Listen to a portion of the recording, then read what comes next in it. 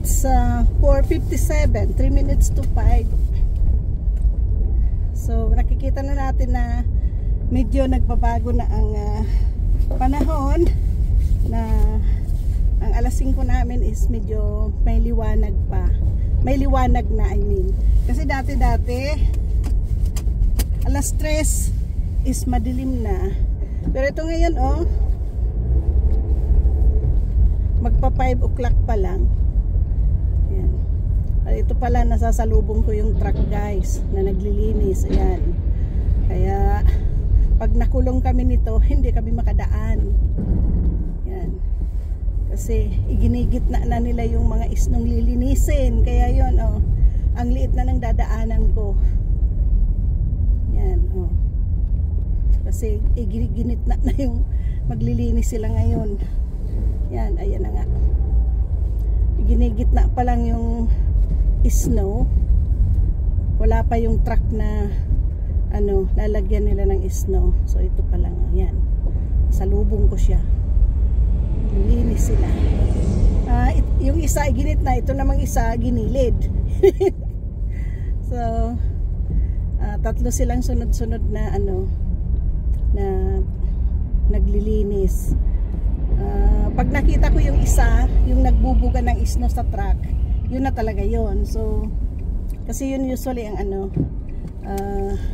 abay yung umaabay yung side by side yung truck at yung yung nagbublow ng snow.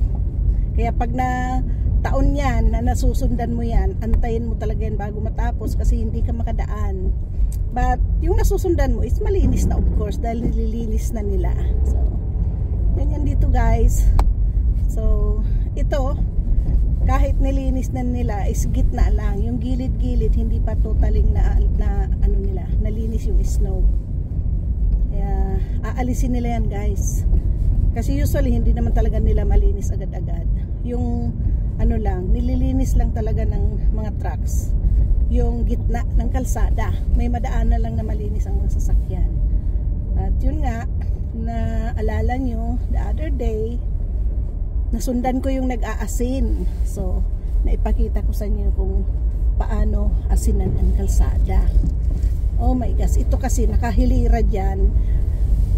Inabangan yung supposed to be, wala siya dyan sa gitna. Ay nako, kasi kami tatawid nakaabang yung sasakyan. Pasaway talaga ibang driver. Ayan,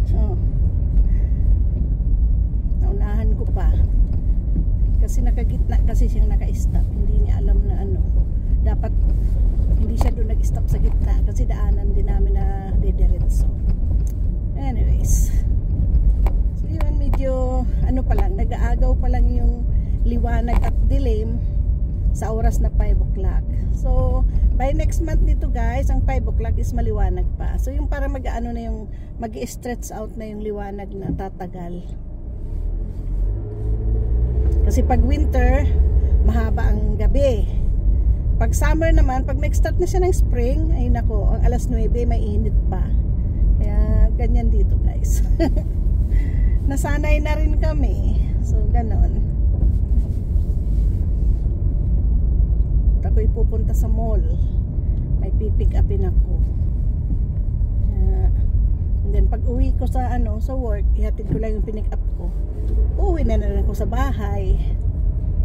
Ganun lang ang buhay ko guys. Sa umaga, drive, puntang trabaho. Pagdating sa trabaho, palitan ko ang sasakyan ko, kunin ko yung service ko. Punta dito, punta doon ang ko. Kaya palagi akong sa kalsada, kung nakikita nyo lahat ng mga posting ko is nagda-drive. So siguro na iikot nyo na rin yung napupuntahan ko kasi nakikita nyo na. Ganyan ako guys everyday. Drive ako ng drive. Nako, naabutan ako ng traffic. Bakit kaya sobrang traffic? Totaling hinto kami. May naglilinis na ba sa unahan? Hindi pa naman kasi pag naglinis sila dapat wala nang nakapark na sasakyan. Sa bagay itong right side ko is wala na siyang sasakyan. So talagang mag-start sila maglinis ng Kasi nakalagay yung sign na ano, no parking is from 6 to 7 in the morning. 6 o'clock ng gabi hanggang 7 o'clock ng umaga na no parking. So magdamagan ang paglinis ngayon ng mga ano guys, ng city. Lilinisin na nila. Kasi pag hindi nila nalinis yan, titigas, mas lalong delikado.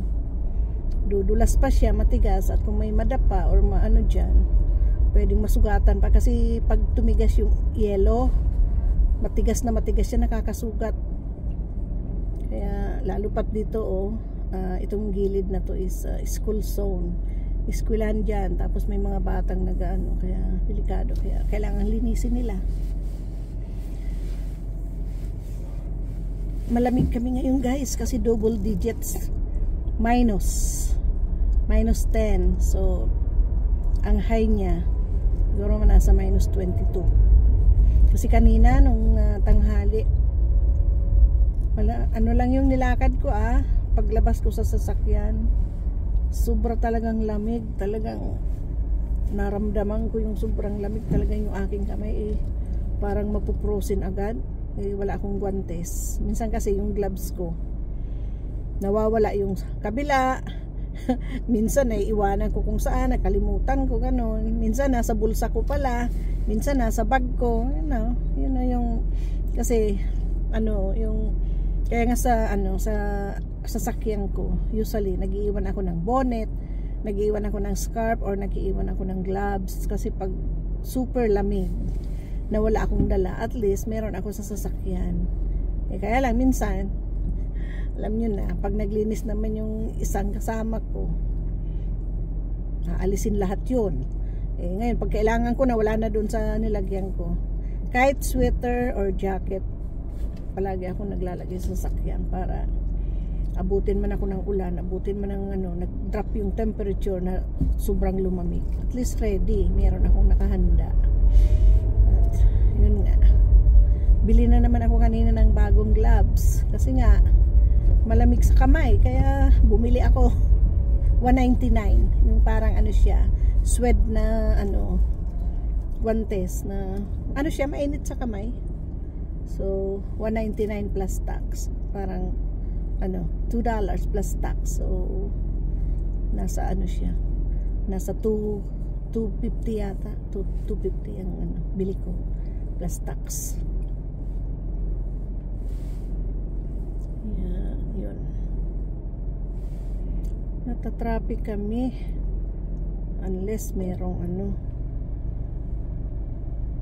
naglilinis sa unahan, I don't know. Pausog-usog lang kami, hindi makabilong takbo. Ako nakulong na sa traffic, nakulong na ako dito. Ayan, nakikita nyo itong sasakyan na sinusundan ko. Pag hindi na tinungtungan ang brake, hindi na siya nakakasilaw yung kanyang ilaw. Yun nga, from 6 to 7 ang no parking dito. I know, 7 to 7 pala. So ibig sabihin 7 in the morning hanggang 7 ng gabi no parking, kaya pala inaano na ng mga truck. Oh my gosh, inabot ako ng alanganin. Matawid yung mga tao, alanganin ng hintok nitong sa unahan ko kasi nakulong na tuloy ako dito sa stop sign.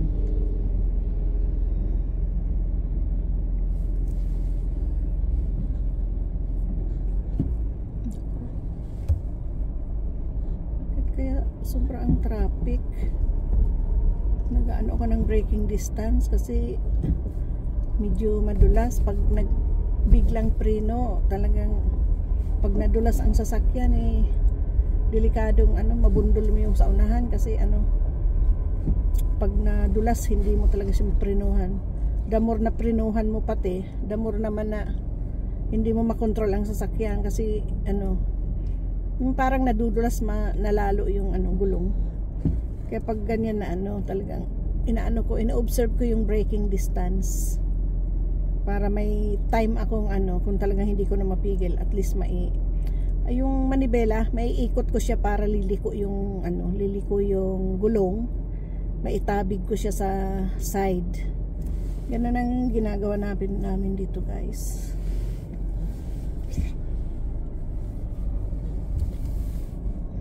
Nakakaantok.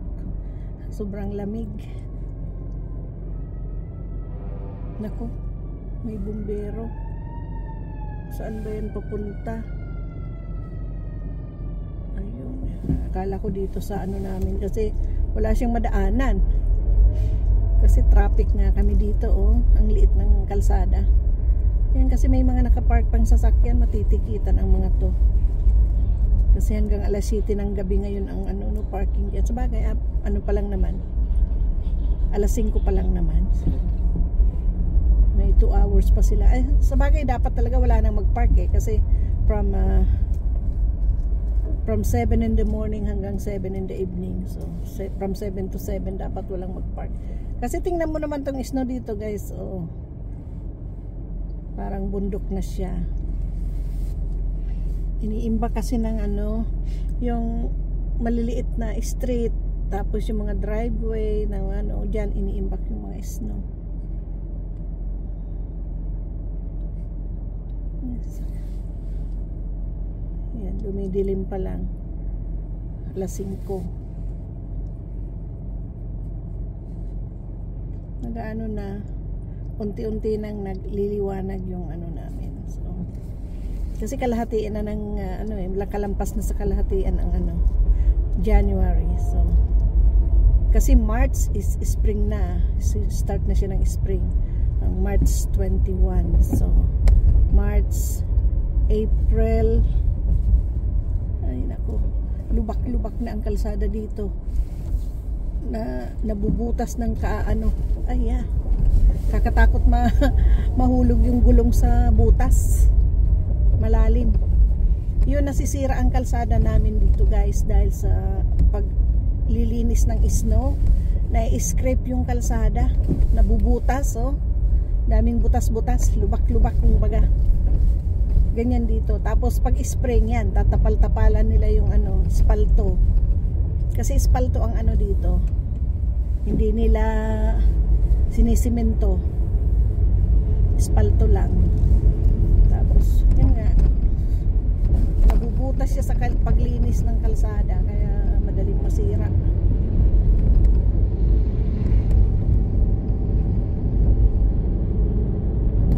Tapos pag maliit ang gulong mo, nakasuksok doon sa posibleng hindi na makaalis ang sasakyan dahil nakalubog na doon sa butas.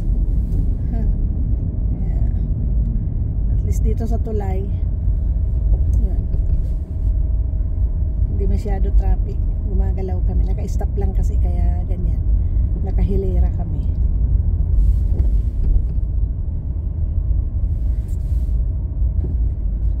Hikab ako ng hikab. Naantok na. Nakakaantok yung drive ka ng drive. Buti pa yung may ginagawa ka kasi yung nakaupo ka na nagda-drive.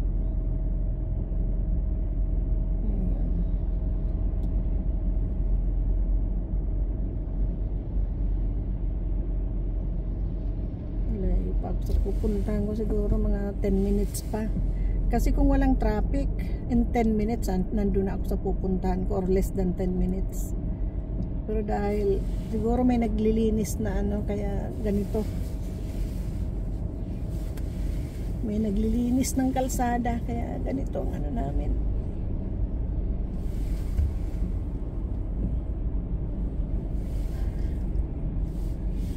Nakakaantok. Hindi ko kasi ang camera, guys, kasi nga nasa unahan ng sasakyan, nasa dashboard yung cellphone ko na nakatayo lang. Kung ko lang, kasi yung airport, di ba malapit na dito sa amin. Pag ganitong oras, nakikita namin yung mga eroplanong maglaland. Yung mga ilaw niya pasunod-sunod na maglalanding. Kitang-kita namin sa sky, sunod-sunod ang eroplanong darating. Ganun sila madaming sunod-sunod na maglaland punta sa airport.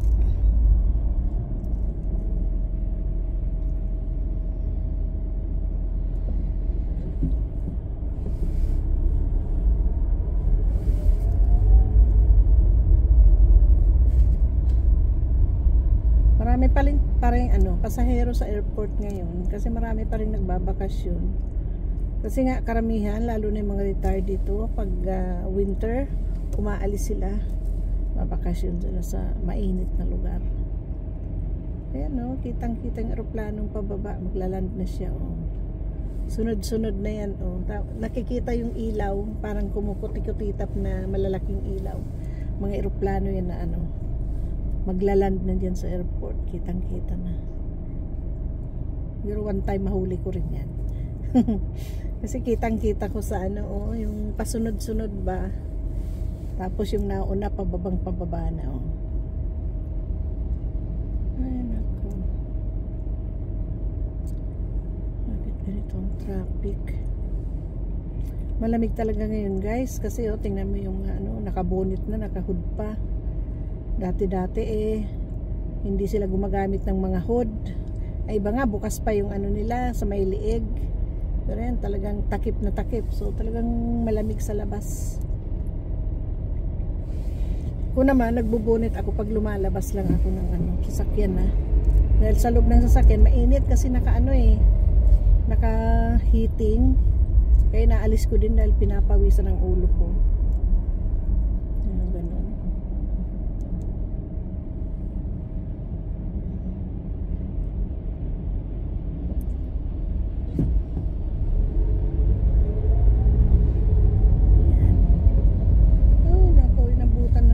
Stoplight. Ay nako.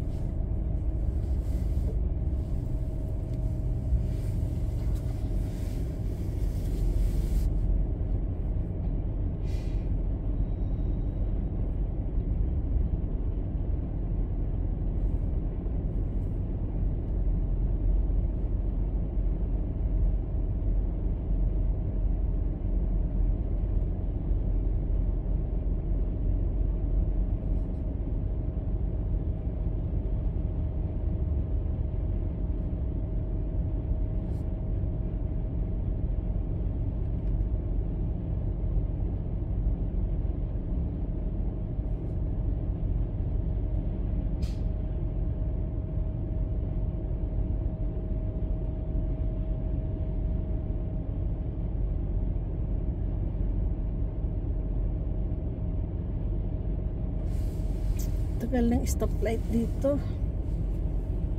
Meron mga 2 minutes. Yan, naguna. Kasi ano to bagay. Kasi crossing ito.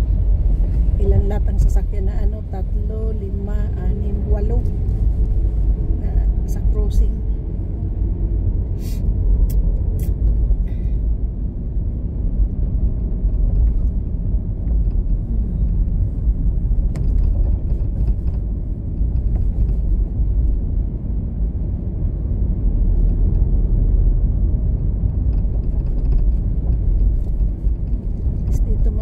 Bilis dahil nalinis na yung kalsada.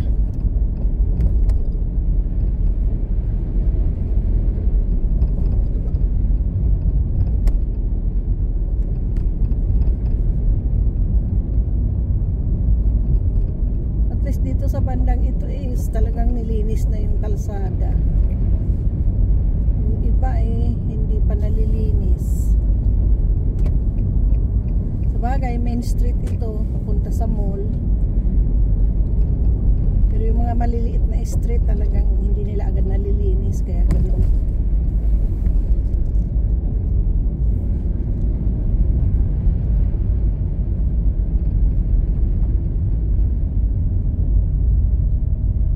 Stoplight na naman. Ay nako.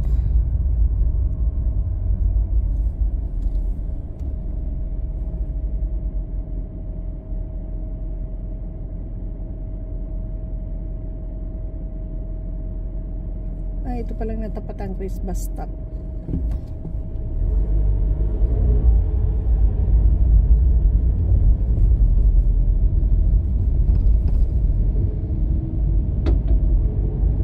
Ako na natilamsikan ang sasakyan ng ano, bato or matigas na ano, snow na ano, natakbuhan ng sasakyan, tilamsik sa ano ko sasakyan.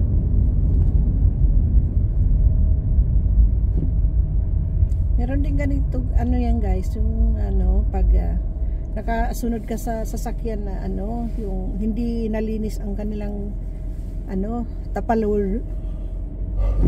Nagyuyon ako, sorry. Yung pag hindi nalinis yung snow sa kanilang bubong ng sasakyan sa ano nila, tapos matigas, natatanggal yan ng ano, ng hangin. Pag natamaan yung ano, salamin mo na nakasunod ka dun sa sasakyan, nababasag ang salamin guys.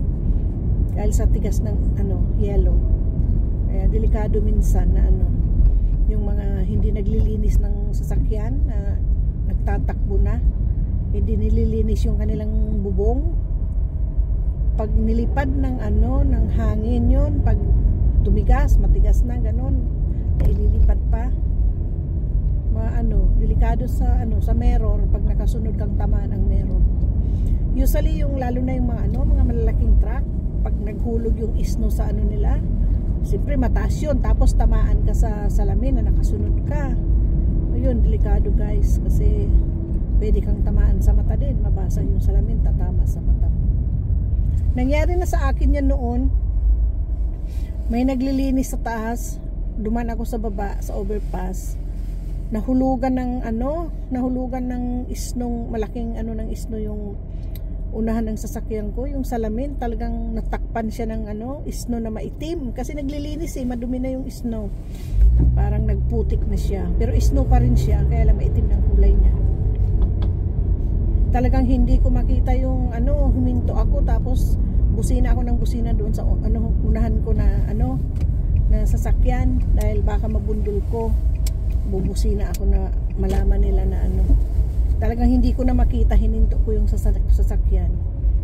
Buti na lang ano, hindi mabilis yung takbo ko, mahina lang. Kaya nakatabi agad ako. Pero ano may nabasag yung ano ng salamin ng sasakyan, yung mga bubog niya sa unahan, tapos buti na lang ano, hindi naanuhan yung mata ko, hindi natilamsikan. Nakasuot ako ng salamin noon so siguro na naprotektahan din yung mata ko ng salamin. Talagang ang takot ko nung ano na nalinis na yung sasakyan, kung dinala ko na sa garahe, pinaayos na. Doon ako natakot, yung aftershock ba. Doon ko na naiisip na kung ano pala masama yung tama, posibleng pati ako nasaktan doon. Ganun. Nako, walang parking. Umiikot. Ay nako, ang taas ng ano yan, no? Snow. Ayan, may palis. Akong paparkingan ay doon sa unahan. Ano ako mag-reverse kasi andito na ako sa mall guys. Yan, no? Ito ang parking ng mall. Kaya lang yan, kakuha ako mas malapit na parking, mag-reverse na lang ako. Yan ang door ng ano, ng mall. Ano na ako ng parking ko guys.